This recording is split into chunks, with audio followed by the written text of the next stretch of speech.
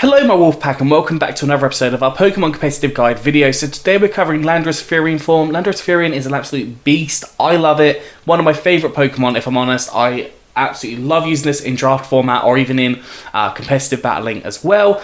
Today we have got 3 sets. I'll get to those in just a second. We've got a huge attack stat here. Pretty good speed stat, a little bit lackluster, but can be used. And we've also got a really good special attack stat and a fantastic ability in Intimidate. Now, before we get started today, if you scroll down, click that like button and also subscribe if you haven't done so already. It would really help me out and I'd really appreciate it. Only about 20% of the people viewing these videos are subscribed. So if you could subscribe, it would really be appreciated. Okay, first of the 3 sets. This is one of my more common sets for Landorus Therian. I love running the Rocky Helmet Intimidate combination. Rocky Helmet, obviously, if you're hit by a physical move that actually would hit you, it reduces the opponent's health by, I think, a 16th. Let me just double check.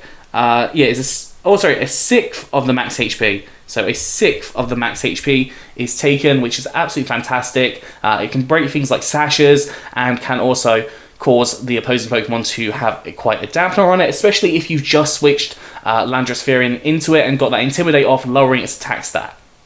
Now, obviously, there are a lot of Pokemon that are now immune to Intimidate because of the buffs that were given to certain abilities this generation. So having Intimidate can sometimes not work very well, but just be aware of those Pokemon that can be immune to Intimidate.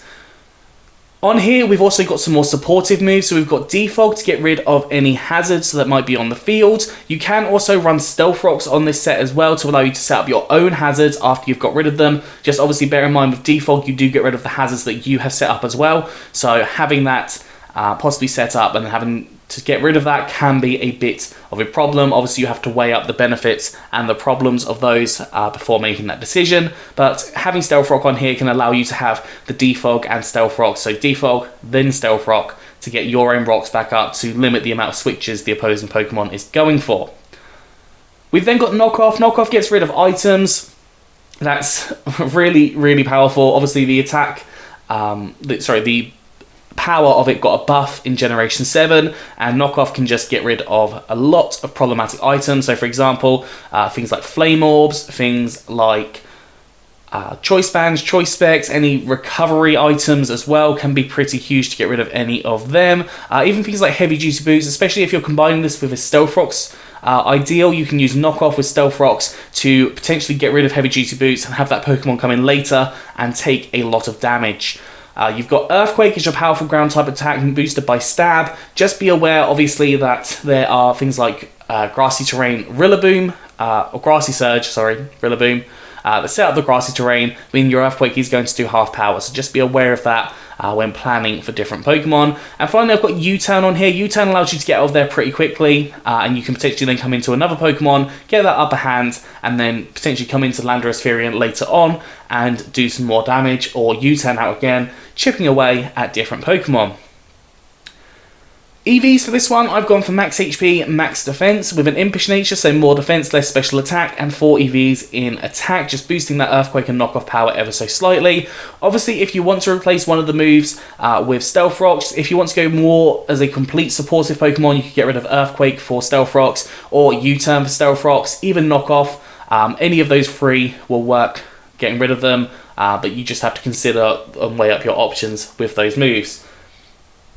Moving on to the second Landorus Therian, I have gone for a Life Orb set with Swords Dance. Again, this is a fairly common one. You don't have to go for Life Orb. You can go for things like Leftovers if you're worried about Ice type attacks, for example. And you can go for a lot of different options in terms of things like Heavy Duty Boots, Leftovers, any sort of berries.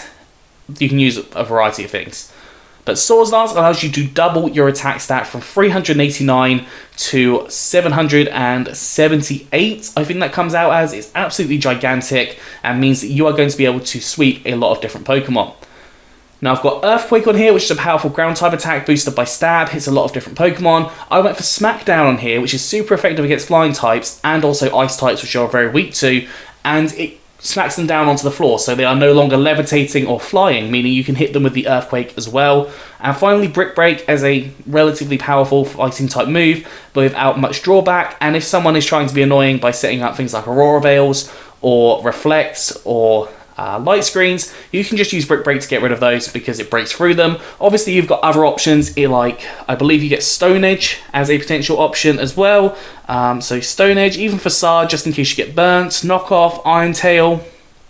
Yeah, as I said, Stone Edge, even U-Turn could be a possibility, but obviously you are building up your attack power there, so you might not want to U-Turn. You could also go for Body Slam as well. Body Slam could combine quite nicely in with this set, slowing down the opposing Pokemon. As you've got base 91 speed, it might be a little bit too slow to deal with some of the faster Pokemon, but if you've got a Body Slam off, you could paralyze them, halving their speed.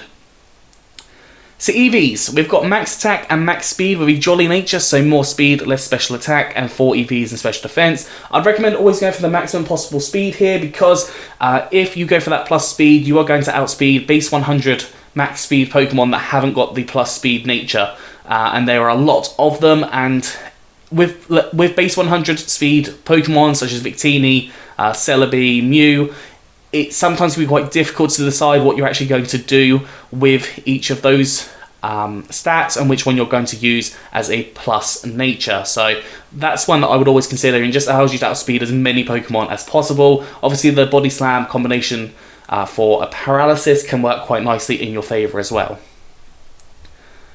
Moving on to the third Landorus Therian, I have got a Dynamax set. So on here we have got Choice Band and Intimidate. You don't have to go for Choice Band, you could go Leftovers, Life Orb, any assortment of berries. Red Card is an option as well. Heavy Duty Boots, lots and lots of options. But we've got Choice Band.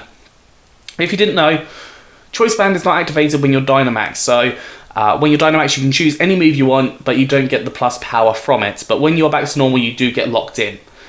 Ability, always going to be Intimidate because it's the only ability it gets, but Intimidate is a good ability. It allows it to come in, potentially either take a small amount of damage on the Pokemon that's going to come in next, the Pokemon that's in, or force a switch as well. So the Intimidate can work quite nicely to build up a Dynamax setting to get the first turn relatively free. So on here I've gone for Fly. Fly is a powerful flying type attack, turns to max Airstream, increasing up your speed by 1 stage. Hammer Arm turns to max Knuckle, increasing up your attack by 1 stage. You can always go for Brick Break as an option here if you want to as well.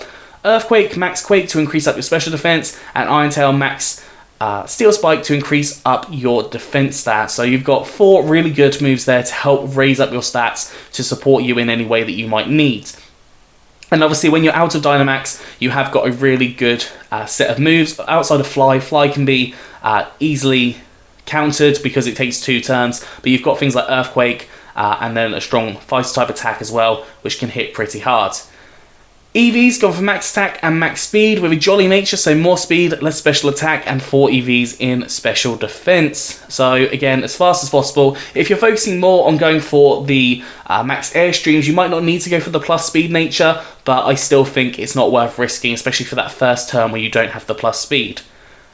Anyways, that is all I've got for Landorus Therian. You could always go for a special set as well. It gets things like Sludge Wave, Psychic, Earth Power, lots of really good special attacks as well, along with Calm Mind. So you could always go for a special set if you wanted to. You have got that nice base 105 special attack. A lot of people probably wouldn't expect it either because Landorus Therian typically is seen as a physical Pokemon, so it's always an option for you to go for there. Anyways, that is all for today, so I hope you've enjoyed this. If you have, please do like, subscribe, and comment. Let me know what you think down in the comment section below. Anyways, I'm out of here, so have a good one, and I'll see you soon.